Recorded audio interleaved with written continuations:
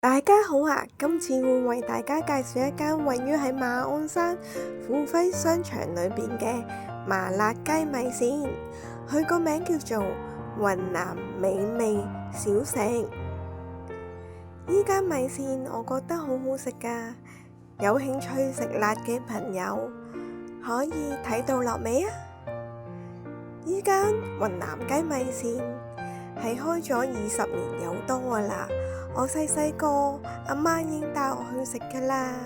麻辣雞米線嚟咗啦，個麻辣雞我覺得就好鬆脆嫩滑，咬落去就好有口感。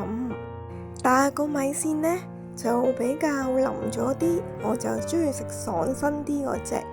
個豬頭肉呢咬落去呢就好爽身啦，好有豬頭肉嘅味啦。跟住再介紹臭豆腐，呢個臭豆腐簡直不得了，勁好味，好爽脆，好好食，咬落去嗦一聲，一啲都唔臭添啊！佢哋仲有炸餃子同埋豬扒都好好食噶，咁你哋下次可以試下。依間雲南雞米線總括嚟講，我會俾8分。唯一個缺點就係我覺得個米線腍咗少少，因為我中意食爽身啲。如果下次改善下就好啦。好啦，食完啦，今次介紹到依度，下次有好食嘅嘢我都會介紹俾大家。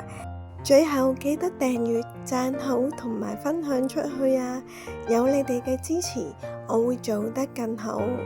多謝晒，拜拜，下條片再見。